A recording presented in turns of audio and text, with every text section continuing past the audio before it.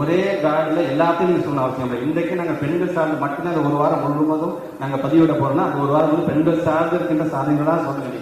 ஏன்னா இன்னைக்கு இருக்க இந்த மார்க்கெட்டிங் ஸ்ட்ராட்டஜிலே பாத்தீங்கன்னா பெரிய பெரிய ஹோர்டிங்லாம் வைக்கணும். அந்த ஹோர்டிங் அவன் சொல்ற ஸ்ட்ராட்டஜி என்ன தெரியுமா? 8 முறை நாம கார்ல போவோம், நம்ம 2 வீலர்ல போவோம், நடந்து போவோம். 8 முறை உன் கண்ணில் அது படும்போது மட்டும்தான் ஏதாச்சும் ஒரு முறை உனக்கு அது மனசுல பதியும் என்று சொல்கிறார்கள். ஒரு அட்வர்டைஸ்மெண்டாக எடுத்துக்கிட்டாலும் சரி.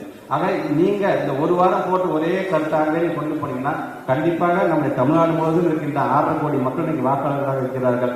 அவர்களுடைய மனசை போய் சேருகின்ற வண்ணம் அது அமைந்திடும். உங்களுக்கே தெரியும், ஃபர்ஸ்ட் டைம் ஓட்டர்ஸ் என்பது நிறைய இருக்கிறாங்க. இன்னைக்கு இன்னும் கட்சிக்கே வராமல் சில பேர் வீட்டில் உட்காந்துட்டு நீங்க ஒர்க் ஃப்ரம் ஹோம் மாதிரியான இன்னைக்கு பாலிடிக்ஸ் பண்ணிட்டு இருக்கும் பொழுது களத்துல இறங்கி பணியாற்றக்கூடிய நாம் எந்த இருமாப்பும் நம்ம கிடையாதுங்க.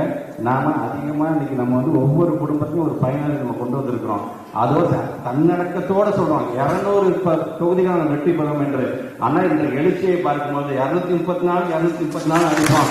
இது எல்லாம் மேலே நாங்க சட்டமன்ற உறுப்பினராகவோ இல்லை அமைச்சர்களாக வருவதற்காக மட்டுமல்ல, தமிழினத்தை காக்க வேண்டும் என்று சொன்னால் நம்முடைய திராவிட மாடல் அரசு மாண்பு தமிழ்நாட்டு முதலமைச்சரும் அவருடைய கரத்தை வலுப்படுத்திக் கொண்டிருக்கின்ற மாண்பு துணை முதலமைச்சரையும் உயர்த்தி பிடிக்க வேண்டிய மிகப்பெரிய பொறுப்பு நாம் ஒவ்வொருவருக்கும் இருக்கு என்று சொல்லி இந்த நல்ல ஒரு ஆலோசனை கூட்டம் வெற்றி கூட்டமாக அமைவதற்கு அனைவருக்குமே என்னுடைய வாழ்த்துக்களை, குறிப்பாக திருச்சி தெற்கு மாவட்ட கழகத்தின் சார்பாகவும் என்னுடைய வாழ்த்துக்களையும் பாராட்டுகளையும் தெரிவித்து இந்த